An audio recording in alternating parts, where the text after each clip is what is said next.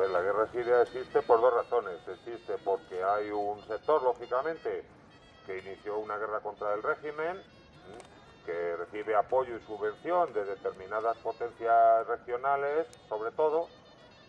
Es decir, que Turquía, Arabia Saudí, fundamentalmente. También recibe un apoyo de Israel. No me he traído las cuentas, pero recibe un apoyo. Y también hay un amplio movimiento salafista, fundamentalista islámico, del estilo Bin Laden, el Zawahiri, que está mandando combatientes allí. Entonces, eso es una guerra, evidentemente. Es una guerra con todas las de la ley. Lo que no ha salido de momento, que quizás sería interesante saber por qué de momento no ha salido, es la intervención directa de los Estados Unidos. Intervención directa que además incumple una resolución de las Naciones Unidas que establece como inalienable el derecho de los pueblos a su autogobierno y la no injerencia exterior, ¿no? Es decir, que de alguna manera esa intervención a la que los Estados Unidos y sus aliados ya nos tiene, es un poco como las matrioscas, las muñecas rusas, ¿no? Ya nos tienen acostumbrados. Si consiguen el apoyo de la ONU, intervienen. Si no consiguen el apoyo de la ONU, intervienen como OTAN. Y si tampoco la OTAN se atreve, intervienen creando unos aliados ad hoc, ¿no? El caso es que en cualquier caso intervienen si lo consideran necesario. En este caso, Estados Unidos, a mí me parece, y esto es mi opinión particular, no es la opinión de la plataforma, a mí me parece que los asesores de los Estados Unidos, legalmente, el presidente puede declarar la guerra sin consultarle al Congreso, los asesores de Estados Unidos le aconsejaron que no lo hiciera porque eso podía colocar en los albores de una tercera guerra mundial, porque era un conflicto de consecuencias imprevisibles en una zona muy sensible, ¿no? La importancia de Irán, que controla el estrecho de Hormuz, que es más del 20% del petróleo del mundo, pasa por ahí, y como un firme aliado de Siria, el apoyo de Rusia y de China, pero sobre todo de Rusia, que es una potencia nuclear, a Siria, entre otras cosas, porque tiene el único puerto que tiene Rusia en el Mediterráneo, Tartus, está en Siria, y su actitud firme significa que una intervención directa podría haber tenido unas consecuencias imprevisibles y le aconsejaron no hacerlo. Por eso tiene dudas, y cuando el Parlamento británico no da el visto bueno, porque la experiencia de Irak es que los británicos no han conseguido absolutamente nada, y de facto ha sido Irán quien está gobernando Irak en estos momentos, a través de la mayoría chií de Irak, pues de alguna manera al gobierno norteamericano le ha venido bien, entre comillas, la oferta que se le ha hecho para buscar una salida airosa, porque en estos momentos Obama estaba dando un paso en falso.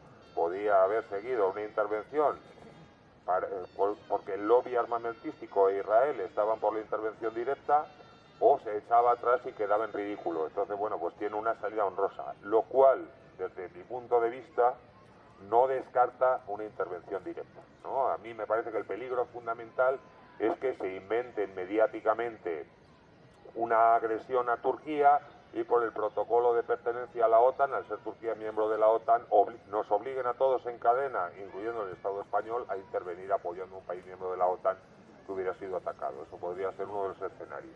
Entonces yo no descartaría que hubiera una guerra abierta.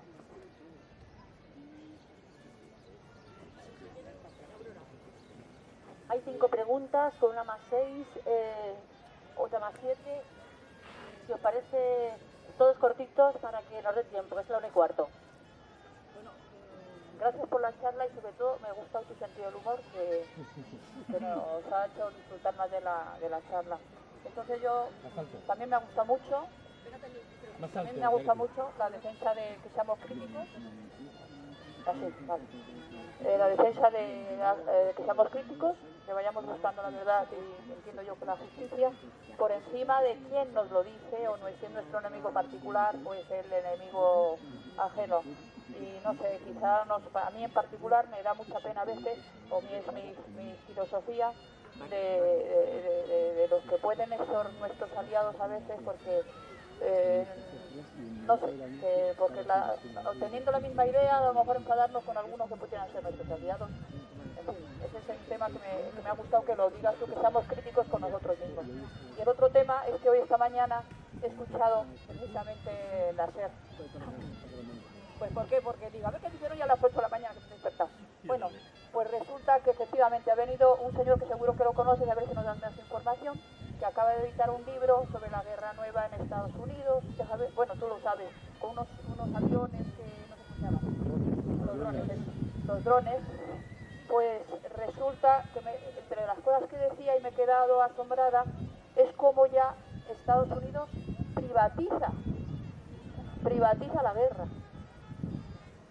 Y bueno, pues no sé, si me puedes informar sobre esta nueva forma de hacer la guerra, la CIA, el Pentágono, pues nada, sería interesante. ¿Ahora ya?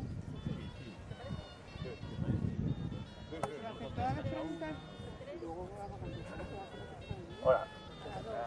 Bueno, mi pregunta era que creo que más que menos, aunque esté muy politizado que esté menos politizado, la gente solemos tener una actitud de cinismo, creo, y de independencia de pensamiento, ¿no? Todo el mundo al hablar dice, bueno, los periódicos mienten más que dicen la verdad, todos los partidos políticos son unos corruptos y mentirosos, pero luego me ha impactado mucho lo que has comentado de Irak, porque tengo memoria suficiente para recordar las movilizaciones masivas que hubo contra la guerra de Irak, que todo el mundo, digamos, a la izquierda, al centro, incluso gente de derechas, estaba en contra de intervención sin pararse a pensar mucho en si Saddam Hussein era una buena persona o una mala persona, o vivía en Irak o no. Y sin embargo ahora, cuando nos falta ese, digamos, impulso mediático, que los partidos políticos nos movilizan para enfrentarnos a la guerra, pasamos de que haya cientos de miles de personas en la calle o millones a que en Sol se junten 200 para protestar contra la intervención norteamericana en Siria.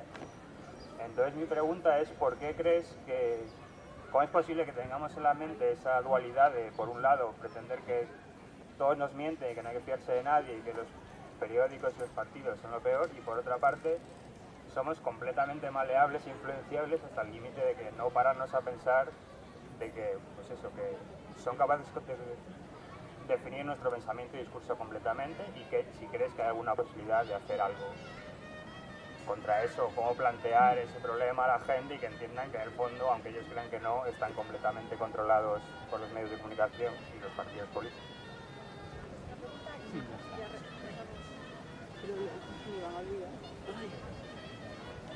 Bueno, hoy somos 30 y una ardilla. ¿Qué haces, tío? Está por ahí. Bueno, yo me estoy acordando de aquella frase que decían los romanos, ¿no? Con aquel famoso Catilina un auténtico cabrón, que los romanos ya le tenían hasta la nariz porque el tío se pasaba un montón, ¿no? Entonces ya cuando le tocó el turno, le dijeron ¿hasta cuándo vas a estar abusando de nuestra paciencia, Catilina?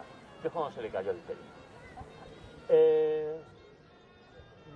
O sea que si eso hace 2500 años que pasó, o por ahí, no, 2000, pues como que estamos igual, que estamos en la misma, ¿no? No hay nadie que diga Israel, por ejemplo, ¿no? ¿Hasta cuándo vas a abusar de nuestra paciencia, Catilina? Eso por una parte. Por otra parte, el tema de Siria, a mí me parece un poquito pornográfico, eso de decir, no, es que hay facciones por ahí que tienen, las apoya fulanito, menganito, sultanito, y luego ves a los gaseados, que no tienen ninguna culpa, ¿no? A mí me parece un poquito porno. Y con ello también lo que yo creo que va a pasar al final, y esto es que casi como que estamos echando de menos al Imperio Otomano. Es decir, con los otomanos no pasaba. O sea, esto no, ¿no? La culpa la tienen eso es el discurso un poco progre. Los colonialistas que dividieron un país porque les dio la gana, no sé qué, y tal, todo esto, ¿no? Entonces al final lo que yo creo que va a pasar con Siria es que la parte rusa se lo quedan los rusos y la parte turca se lo quedan los turcos y pasarán el gasoducto por donde les convenga a los dos, y aquí paz y después gloria, como dicen, nunca mejor dicho. Y de los gaseados, nunca más.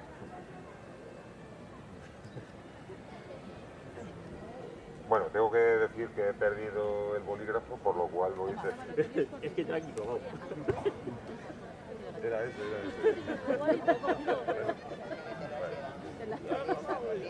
Ay, entonces, bueno, pues voy a intentar responder de memoria, ¿no? Bueno, voy a empezar por el final. Vamos a ver, yo lo que va a pasar en Siria no lo sé. Evidentemente, si lo supiera, pues os lo comentaría, pero no lo sé.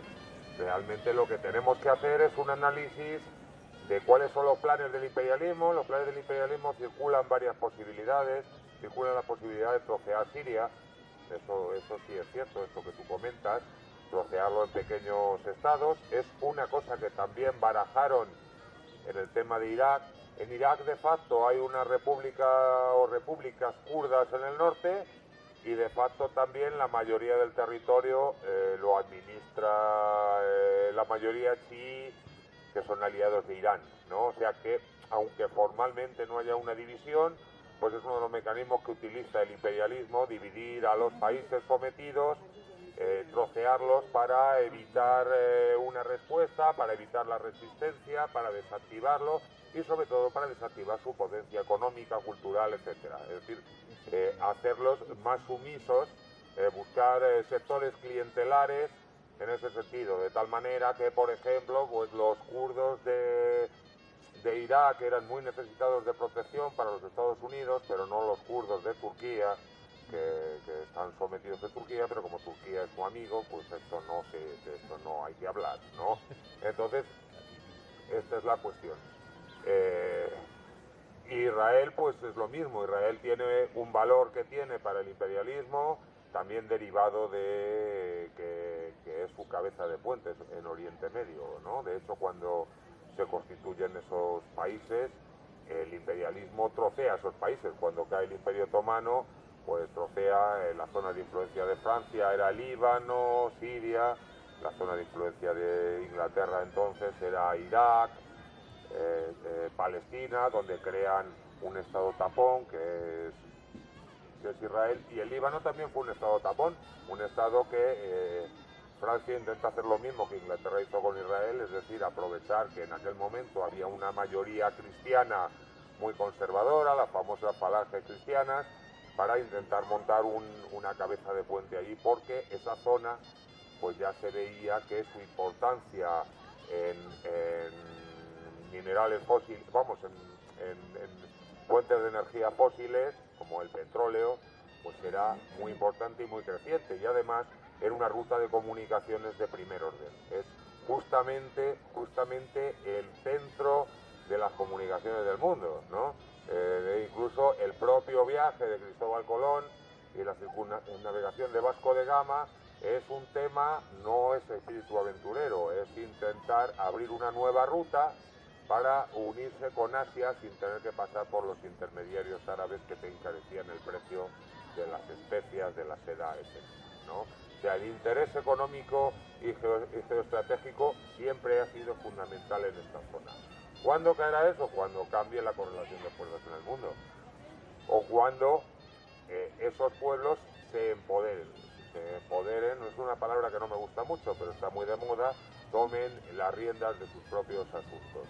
El problema es discutir si Siria en estos momentos está tomando, o la mayoría de la población, porque la unanimidad no existe, está tomando las riendas de sus propios asuntos con este gobierno, o si como resultado de la intervención el pueblo sirio se emanciparía, ¿no? Que es la pregunta trampa que siempre se hace, ¿no? Lo que se nos está diciendo es que el pueblo debe emanciparse, pues no sé si muy bien, si contra o a pesar de sus propios intereses, aunque venga un régimen fundamentalista islámico. Esto es más o menos lo que se nos viene a plantear, ¿no? Creo que eso es lo que incluso plantean los progresistas, que se sitúan en una superioridad moral, ¿no? Entonces tratan a los sirios como se trataba en el siglo XIX a los negritos, ¿no? Pues pobrecillos ignorantes. Tenemos que entender que las intervenciones siempre buscan una coartada moral. Cuando España y Portugal intervinieron en América, el objetivo, creo que todos ya sabemos, es la llamada acumulación originaria del capital, ¿no?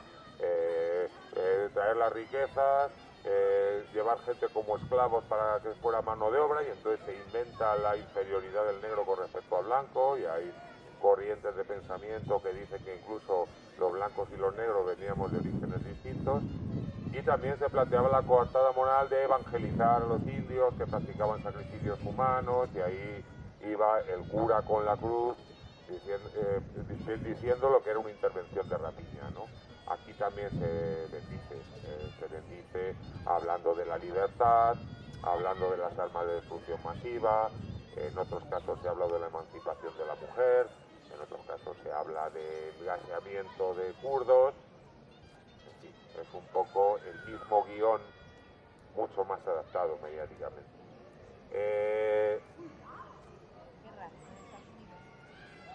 ¿Guerra? La nueva forma de hacer guerra. Sí, los Estados Unidos tienen un problema, ya lo dije, no es mi especialidad, pero desde mi punto de vista los Estados Unidos tienen un problema, que es que son una potencia en decadencia. Antiguamente ellos hacían caja con la guerra, hacían caja a corto plazo. La intervención supone un gasto tremebundo, o sea, hemos de entender que cualquiera de los avioncitos que va en un portaaviones, con eso se puede construir un hospital como La Paz o como el Gregorio Marañón, ¿no? Solamente con el avioncito, no estamos hablando del portaaviones. Movilizar a la gente cuesta una cantidad inmensa. Ya en la guerra de Irak se pidió a todos los países que contribuyeran al gasto de la guerra, incluso países que no intervinieron como Japón dieron dinero para contribuir al gasto de la guerra, porque se entendía que el interés era económico, pero era económico a largo plazo. También era muy estratégico. Es decir, no se trata tanto de hacer caja con las guerras ahora, sino de controlar estratégicamente fuentes de energía que son escasas y que presumiblemente pueden ser más escasas en el futuro. No porque el petróleo se vaya a acabar, que esta es mi opinión, no es que se vaya a acabar, sino que las bolsas de petróleo que se descubren están en sitios en lo que cuesta más dinero extraerlo. Es decir, si hay una bolsa de petróleo a determinada profundidad bajo el mar, el costo de sacar ese petróleo igual hace que sea comercialmente no interesante en estos momentos extraerlos, ¿no? El petróleo que hay en esa zona, en la zona de Oriente Medio, está prácticamente a ras de tierra, ¿no? Es como los dibujos animados esos que decían que en Texas iba uno con un pico y daba un picotazo en el suelo y salía el petróleo, ¿no? No es exactamente así, ¿no? Me parece una caricatura, pero esto es importante. Entonces, el interés en la guerra es estratégico, pero no económico a largo plazo, puesto que es una potencia en decadencia y además sus aliados no tienen tanto dinero, porque la crisis afecta a todo, afecta a Francia, Japón, etcétera, etcétera, Inglaterra. Pues en estos momentos pues esa guerra supone muchos costes. Y además privatizar la guerra también tiene la ventaja de que hay determinados trabajos sucios que no lo hacen ellos directamente. Yo creo que es un poco lo que por donde tú apuntabas, ¿no? Hay una empresa que es paradigmática, que es Blackwater, que ahora le han cambiado de nombre, que se dedica al negocio de la guerra. Es una empresa de mercenarios que está pagada por los Estados Unidos, cuesta bastante caro, pero que ellos también, bueno, no tienen ningún tipo de problema en rapiñar, etcétera, etcétera. Y además, para la opinión pública norteamericana no es lo mismo. La opinión pública norteamericana, después de la guerra del Vietnam, el tema de la guerra, cuando empiezan a llegar todos los cadáveres, ¿no?, con la bandera, pues se hunden bastante, ¿no? La experiencia del Vietnam, y no es más que ver la cantidad de películas que se hicieron al respecto, es un trauma colectivo el haber sido derrotados en Vietnam y haber visto cómo caían tantos de los suyos. Cayeron mucho menos que vietnamitas, pero bueno, ya sabemos, ¿no?, que para un imperialista pues los suyos tienen mucho más valor que los demás, ¿no? Cuanto más claro sea el color de tu piel, más valor tienes, parece ser. Vale. Entonces, bueno, me dicen que sea breve. Entonces, estas empresas yo creo que en el futuro van a funcionar más, entre otras cosas porque además los Estados Unidos no tienen que arrastrar con la Guantánamo y cosas así, que les ha creado tantos problemas. Y con respecto a la opinión pública, pues la opinión pública es una guerra mediática, es participar en la guerra, buscar información a la gente y emitirla, emitir información y buscar redes alternativas. No hay posibilidades. Desgraciadamente, siempre que hay un sistema injusto, va a tender a monopolizar la información, pero yo creo que, por ejemplo, la crisis sí que se ha dado cuenta que determinadas ensoñaciones, como esta ensoñación de la clase media, que era un colchón de justificación de la sociedad tal como estaba configurada, se ha caído como un castillo de naipes, ¿no? Antes la gente estaba muy contenta porque pensaba que iba a tener trabajo para toda la vida, que iba a tener un nivel de bienestar, que su hijo si estudiaba iba a encontrar un buen trabajo, y ahora ya no sabes, tienes un hijo y dice, pues no sabes si decirle que estudie o dices, papá, ¿me aseguras que si yo estudio voy a conseguir un trabajo? Pues ¿cómo te lo voy a asegurar eso? No sé, como no emigre, pues esta es un poco la cuestión, ¿no?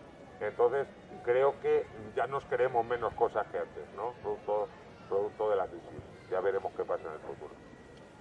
5 preguntas quedan, por favor que sean cortitas, y también tenemos que votar para las preguntas, si puede ser también la respuesta. Directamente.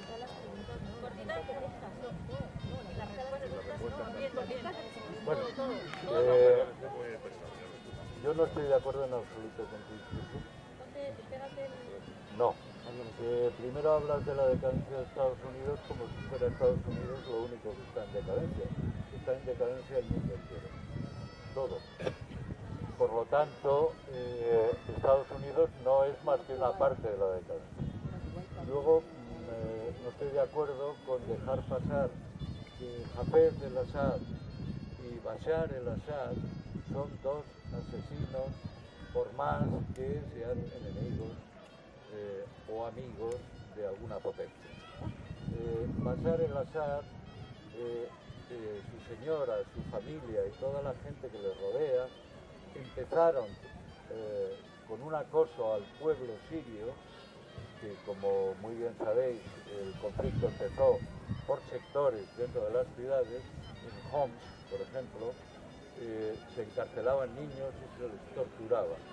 La inclusión de los salafistas, de los chiíes y todo, ha venido después.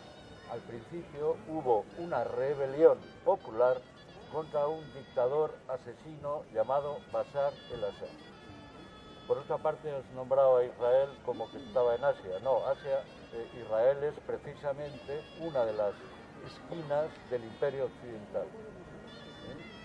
Y es fundamental entender que no es algo que está impuesto por casualidad, que lleva exactamente 65 años, desde mayo de 1948, preparándose para ser lo que es hoy, la parte más oriental del Imperio Occidental. Entonces yo quería decir, no sé si con esto me tirarás de intelectual de baja influencia, pero no puedo pasar que no se condene el régimen y los asesinatos, torturas sistemáticas de la familia el-Assad, hoy encabezada por el hijo, no menos sátrapa ni asesino, que es su padre Hafez.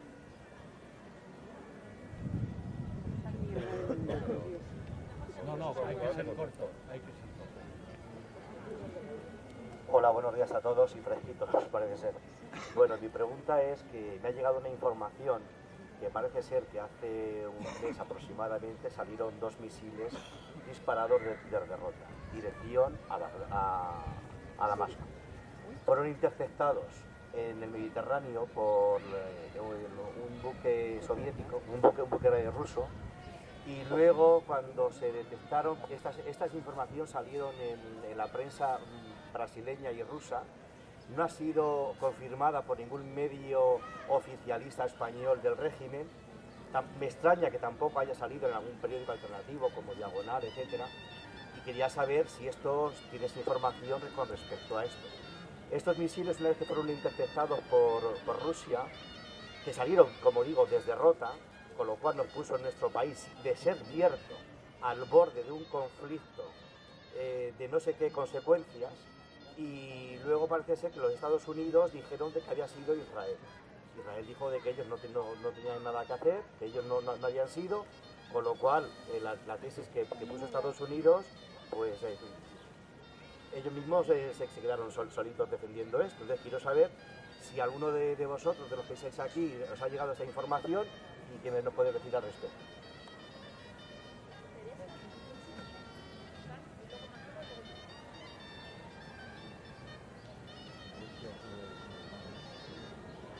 A ver, bueno, yo quería preguntar con esto del conflicto de Siria, que Estados Unidos creo que de momento no ha decidido intervenir en Siria, pero yo por lo que he leído, no sé si será verdad, es por una cuestión de debilidad. Quiero decir, no es ya, Estados Unidos no puede presumir ya de lo que fue antiguamente como potencia mundial. Ya no es como en la guerra de Irán, que tenía aliados, conseguía tener aliados como antes, ¿no? Entonces es una potencia muy en decadencia. Lo digo porque es verdad que ocurre como el ahogado, como en las moscas, ¿no?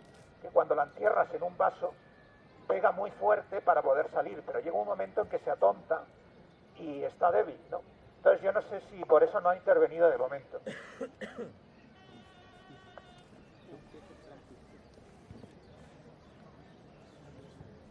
Bueno, yo quiero opinar. Yo creo que la manipulación fundamental no está tanto en dar una opinión u otra, está en orientar la discusión sobre lo que no es lo fundamental. Y si nosotros lo estamos precisamente por denunciar a fondo el sistema, lo que se está ocultando con este asunto de las guerras es en qué medida el sistema se refleja en estas guerras. No es casualidad que los países que llamamos emergentes ahora, se habla de Rusia, de China, de Brasil, sean precisamente países grandes.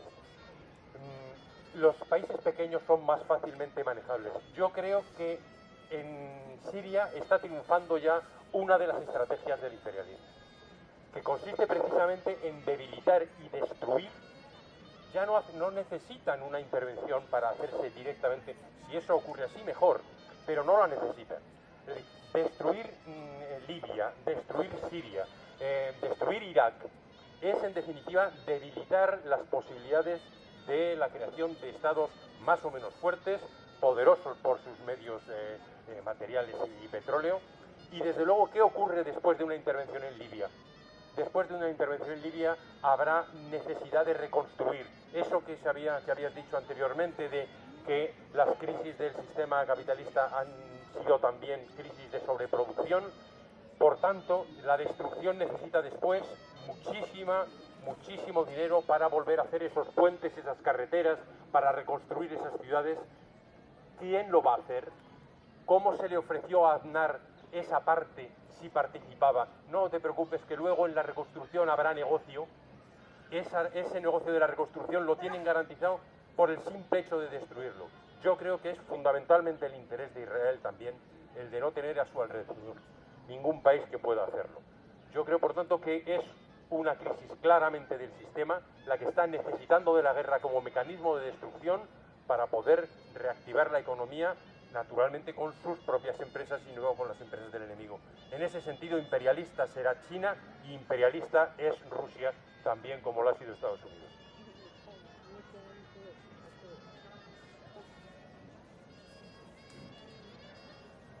Bueno, la semana pasada tuvimos aquí también a José Manuel Martín Medel, que nos alertó justamente en materia de información y nos contaba cómo justamente para que la información fuese más democrática, pues no podíamos aceptar los blancos y los negros a la hora de valorar y de tener determinadas informaciones y datos, ¿no?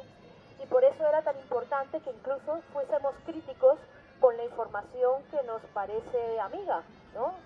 Fuésemos fundamentalmente críticos. Entonces, eso lo planteaba en términos, concretos con América Latina, en este caso Venezuela, o incluso Cuba, o incluso Bolivia, Ecuador, etcétera, y obviamente haciendo una reflexión sobre cuál era la composición de todos los grupos mediáticos que estaban actuando en América Latina.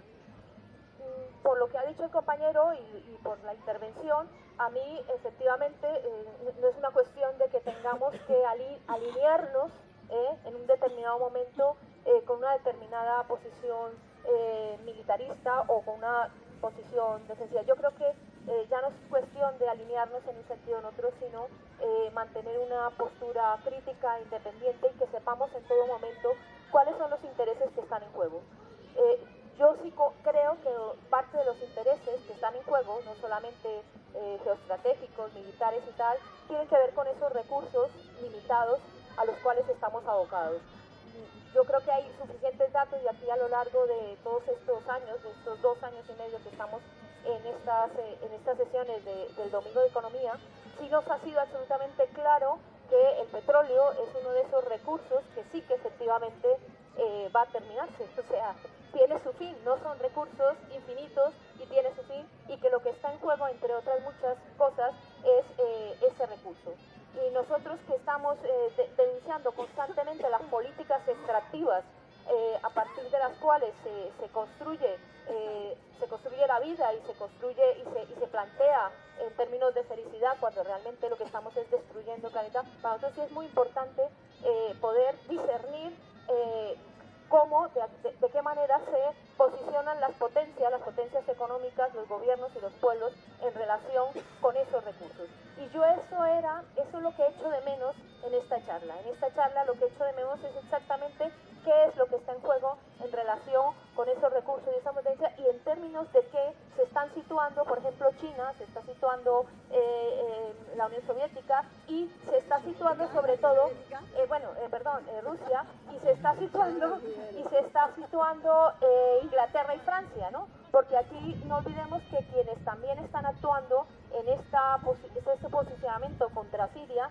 está también Francia, Francia e Italia, e Inglaterra de una manera muy beligerante. Bueno, pues por todo eso, esa era de alguna forma, a ver si tú nos podrías precisar un poco más en esos términos el enfrentamiento bélico que se estaba proponiendo por parte de Estados Unidos.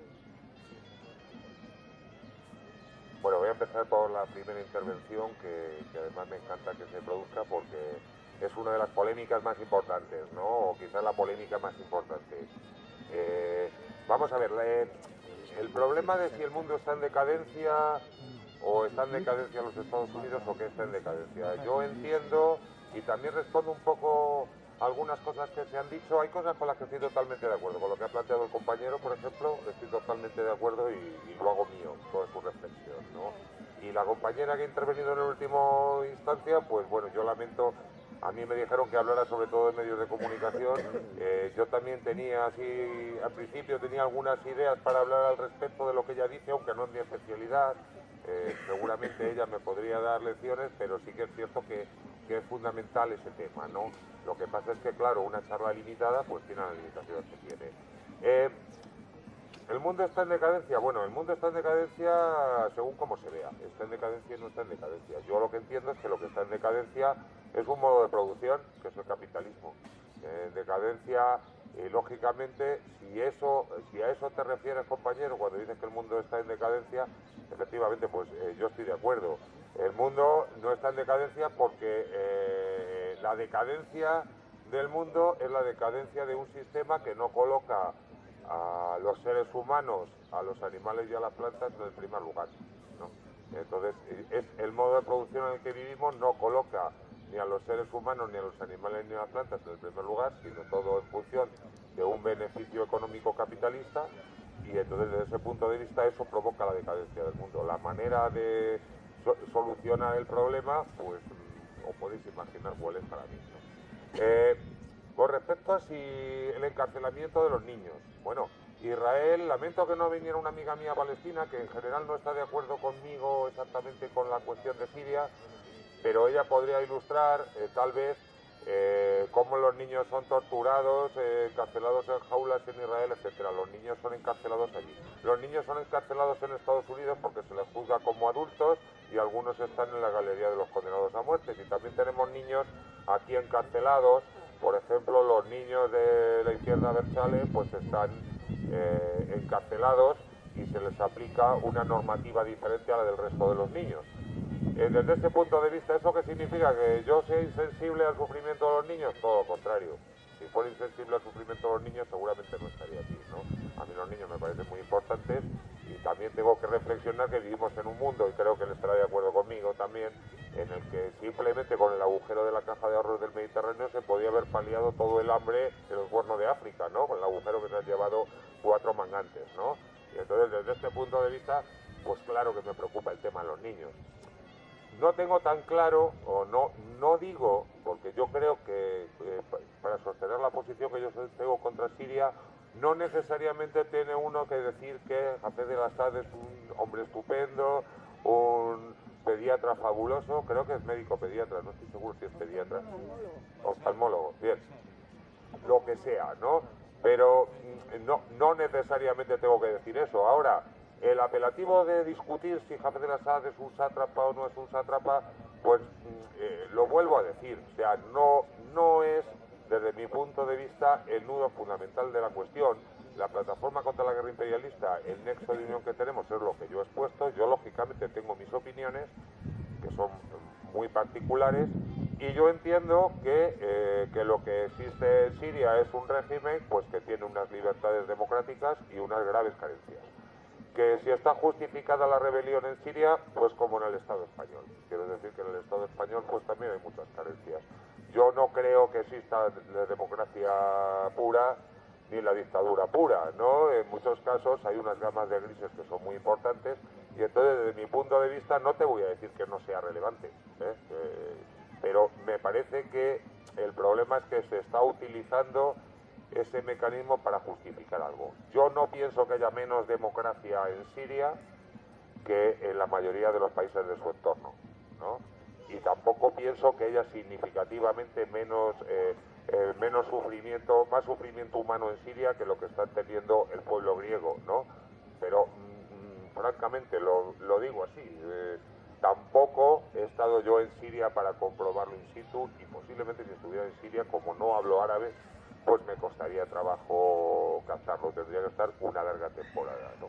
Pero en cualquier caso, para mí el nudo de la cuestión sobre por qué oponerse a la guerra, cabe gente que tenga una opinión crítica con respecto al gobierno sirio y que cabalmente diga: yo no le reconozco a una potencia imperialista como los Estados Unidos el derecho a arrogarse el papel de sheriff del mundo, ¿no? Que eso desde mi punto de vista sería lo fundamental.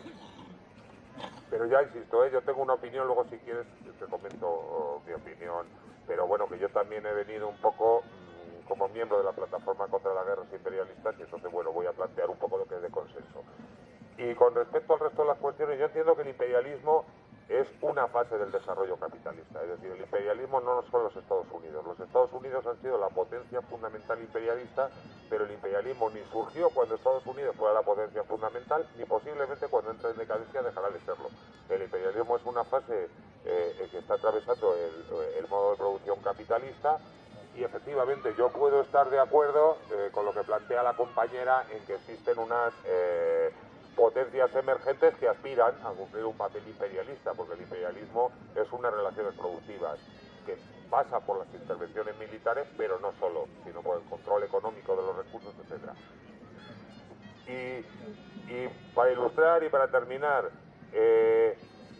lo he dicho un poco como de soslayo, el problema fundamental desde mi punto de vista, creo que la compañera tiene incluso posiblemente más formación que yo para plantearlo, es la importancia estratégica del control de un mineral que efectivamente es escaso. O sea, yo no creo que sea escaso en la medida en que se vaya a acabar en un breve plazo, pero sí se va a acabar como un recurso útil, ¿no? Que es el petróleo y el gas.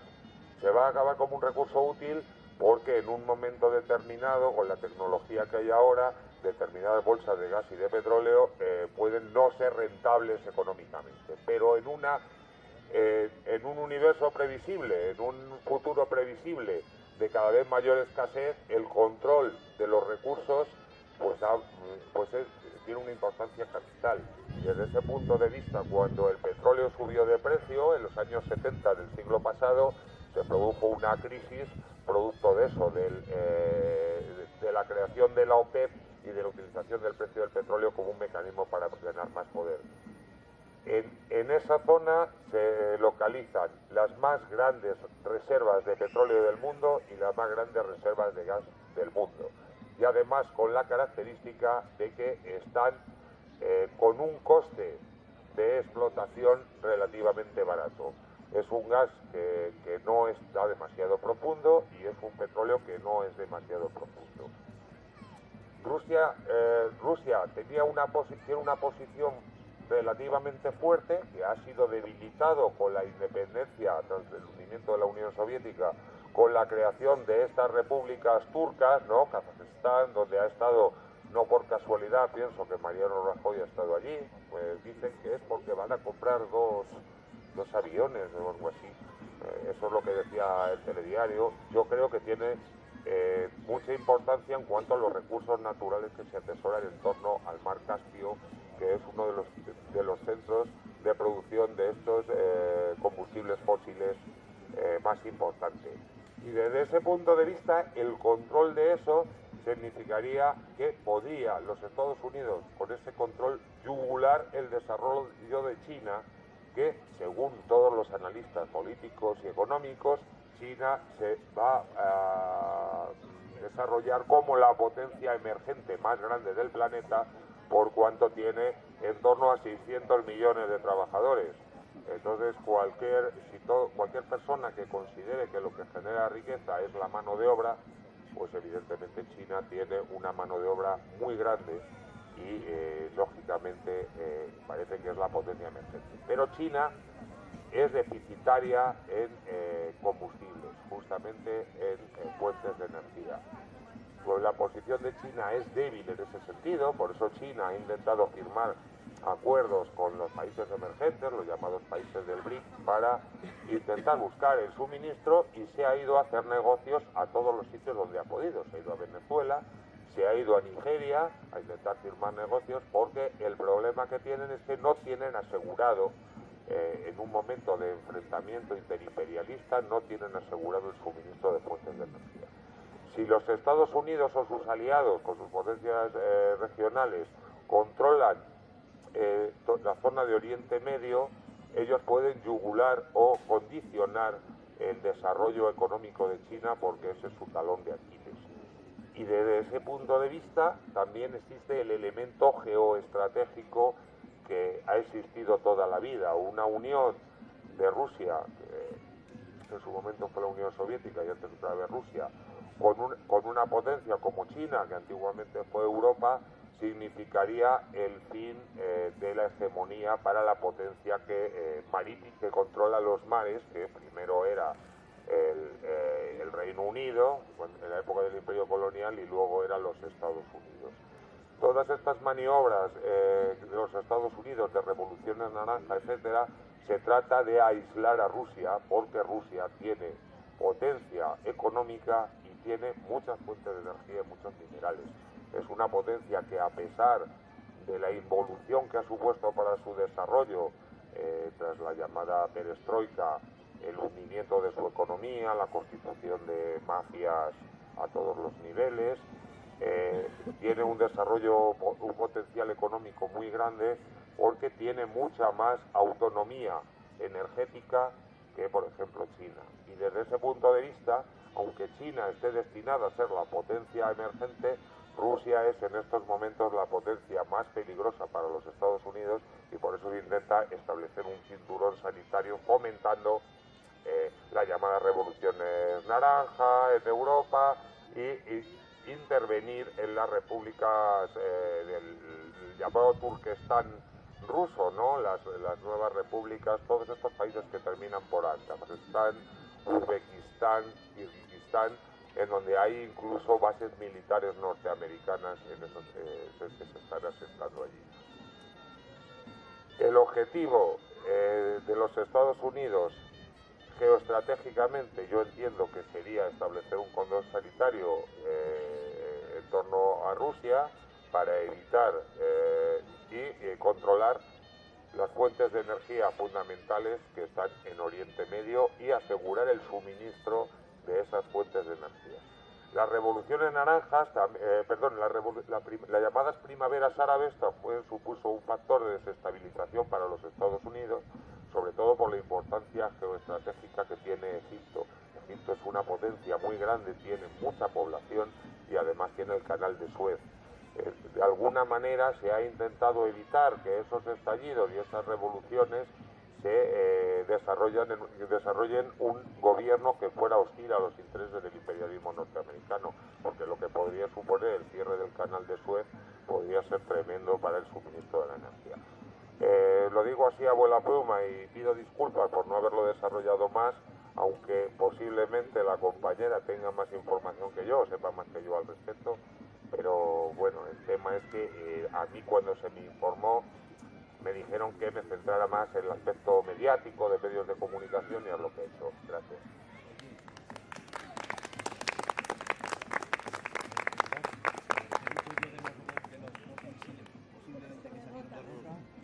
Así, lo de los 2 misiles de Rota, yo tengo la misma información que tú. O sea, no, realmente no estoy seguro de que hayan salido de Rota en estos momentos. Lo que sí que sé es que el eufemismo de bases de utilización conjunta no deja de ser un eufemismo. El control norteamericano sobre las bases de Rota y Morón es absolutamente total y ya el Estado español, por ejemplo, en intervención en Libia, mandó fuerzas auxiliares y lo que ha existido siempre es que los aviones con destino a estas guerras han repostado sin ningún tipo de problema en estas bases y no se le ha pedido autorización al gobierno español, al menos que nosotros sepamos. ¿Y puede decir que está débil Estados Unidos ahora mismo? Pues hombre, está débil, tiene una debilidad relativa, pero se puede decir que está débil. Yo sí lo diría. Pero la debilidad de los Estados Unidos es la debilidad de su economía. Su potencia militar es la mayor del mundo. En fin, todo es relativamente débil, relativamente fuerte. Muchísimas gracias por la intervención, por la de todos. Por favor, una cosa que antes de que os vayáis. La semana que viene va a intervenir Augusto Zamora, Economía y Desarrollo. Y luego hay otro tema, que sabéis que es posible que llueva. Nos vamos ya trasladando al kiosco, ¿os parece? O si no, esa zona de sol, porque aquí hace un frío pelón. ¿Alguien ha mirado si la semana que viene llueve? Yo creo que a partir de mañana hace mal tiempo, pero tampoco lo he confirmado. ¿Qué os parece? ¿Vamos al kiosco? ¿La semana que viene al kiosco ya para el invierno? ¿Sí o no? Sí. Claro. ¿Alguien está absolutamente en contra? Yo. Pues comentarlo. En el kiosco, ¿no? Argumentos en contra. Es que va a llover, cuando llueve no se puede estar aquí, ¿vale? Y lo más probable es que llueva. Si no llueve y tenemos frío, nos ponemos Bastante. Si llueve o si ha llovido la noche anterior, porque está... Lo dejamos condicionado si llueve allí, pero es que entonces la convocatoria... Vamos a dejarlo fijo allí, porque si no luego es un lío. Vale, parece que, José Ignacio, a no ser que tengas una esa muy contraria, si llueve aquí no puede ser, y la probabilidad de que llueva es muy alta la semana que viene o la siguiente. Vamos a aguantar un poquito. Es que el resto de gente quiere ya decidir que nos vayamos. Hay zonas alrededor. Hace un frío pelón, Aquí. Bueno, yo... El frío es igual aquí que allí, ¿Aquí? El frío es igual aquí que allí, digo. Nos vamos al sol una semana más. Bueno, Espera, se está yendo gente, todo el mundo recibe las convocatorias, ¿no? Hay que decidirlo. Bueno, entonces, solución de estas salomónicas. Si llueve, directamente allí. Y si no llueve, ahí al sol. Muchas gracias a todos. Y una cosa, que sepáis que Augusto Zamora nos hemos enterado luego cuando ya le habíamos invitado porque le habíamos escuchado y nos parecía muy interesante su charla. Que todos sepáis que es también el embajador de Nicaragua en España. Y nos hemos enterado sobre la marcha, pero eso incentiva más para que las preguntas sean pues de calado y se pueda aprovechar para hablar con él con todas estas cosas. Acaba de editar un libro sobre la guerra nueva en Estados Unidos, bueno, tú lo sabes, con unos aviones que no sé cómo se llaman, los drones, pues resulta que entre las cosas que decía y me he quedado asombrada es como ya Estados Unidos privatiza la guerra. Y bueno, pues no sé, si me lo puedes informar sobre esta nueva forma de hacer la guerra, la CIA, el Pentágono, pues nada, sería interesante. ¿Ahora ya?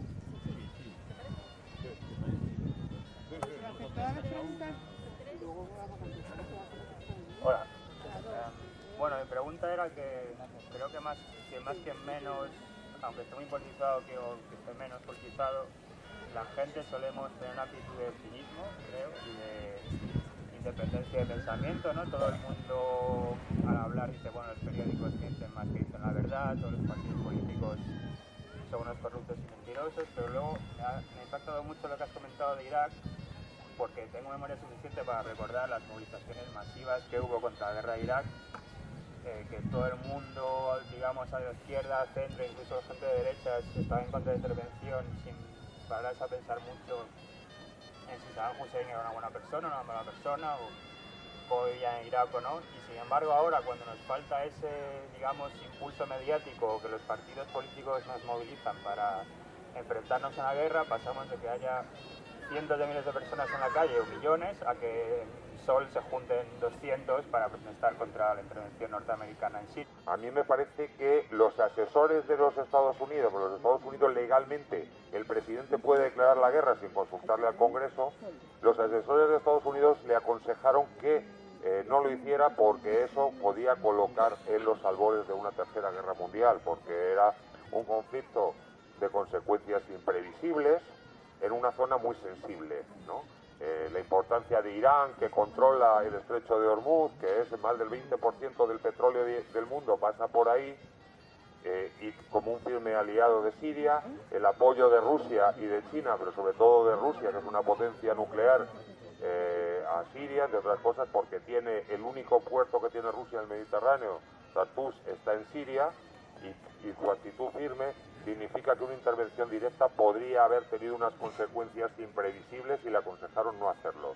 Por eso tiene dudas, y cuando el Parlamento británico no da el visto bueno, porque la experiencia de Irak es que los británicos no han conseguido absolutamente nada, y de facto ha sido Irán quien está gobernando Irak en estos momentos a través de la mayoría chií de Irak, pues de alguna manera al gobierno norteamericano le ha venido bien, entre comillas, la oferta que se le ha hecho para buscar una salida airosa, porque en estos momentos Obama estaba dando un paso en falso.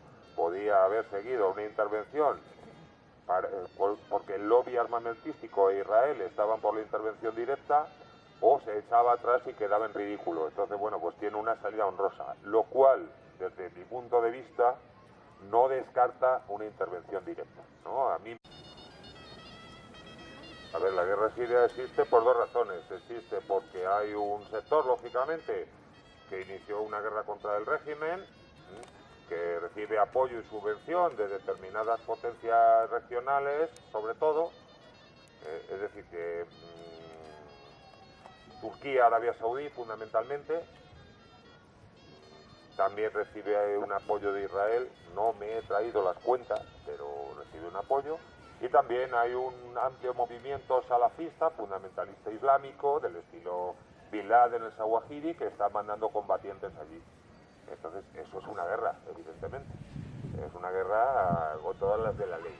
Lo que no ha salido de momento, que quizás sería interesante saber por qué de momento no ha salido, es la intervención directa de los Estados Unidos. Intervención directa que además incumple una resolución de las Naciones Unidas que establece como inalienable el derecho de los pueblos a su autogobierno y la no injerencia exterior, ¿no? Es decir, que de alguna manera esa intervención a la que los Estados Unidos y sus aliados ya nos tiene, es un poco como las matrioscas, las muñecas rusas, ¿no? Ya nos tienen acostumbrados. Si consiguen el apoyo de la ONU, intervienen. Si no consiguen el apoyo de la ONU, intervienen como OTAN. Y si tampoco la OTAN se atreve, intervienen creando unos aliados ad hoc, ¿no? El caso es que en cualquier caso intervienen y lo consideran necesario.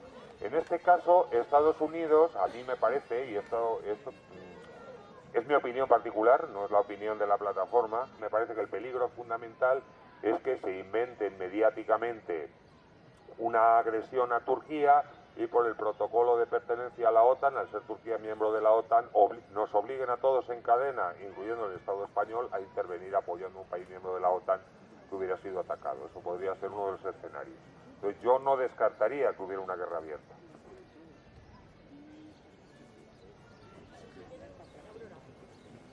Hay 5 preguntas, con una más 6, otra más 7.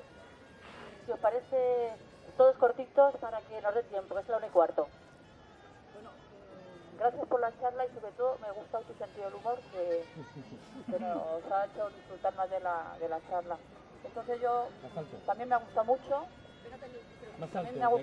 la defensa de que seamos críticos. Así, vale.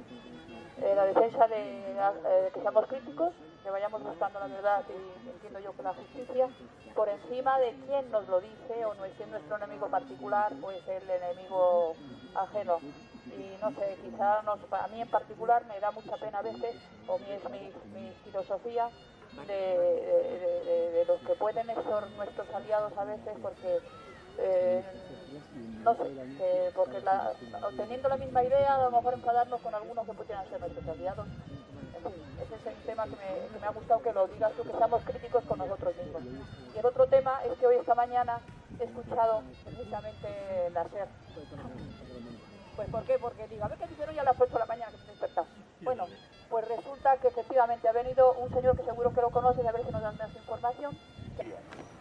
Entonces mi pregunta es, ¿por qué crees que, cómo es posible que tengamos en la mente esa dualidad de, por un lado, pretender que todos nos mienten y que no hay que fiarse de nadie y que los periódicos y los partidos son lo peor, y por otra parte somos completamente maleables e influenciables hasta el límite de que no pararnos a pensar de que, pues eso, que son capaces de definir nuestro pensamiento y discurso completamente, y que si crees que hay alguna posibilidad de hacer algo contra eso, cómo plantear ese problema a la gente y que entiendan que en el fondo, aunque ellos crean que no, están completamente controlados por los medios de comunicación y los partidos políticos.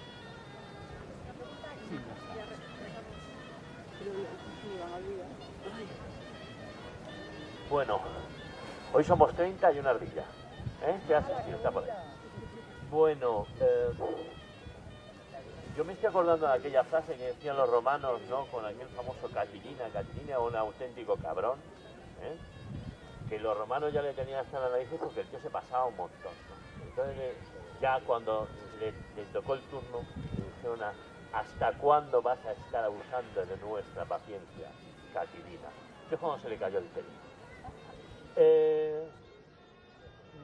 O sea que si eso hace 2500 años que pasó, o por ahí, no, 2000, pues como que estamos igual, que estamos en la misma, ¿no? No hay nadie que diga Israel, por ejemplo, ¿no? ¿Hasta cuándo vas a abusar de nuestra paciencia, Catilina? Eso por una parte. Por otra parte, el tema de Siria, a mí me parece un poquito pornográfico, eso de decir, no, es que hay facciones por ahí que tienen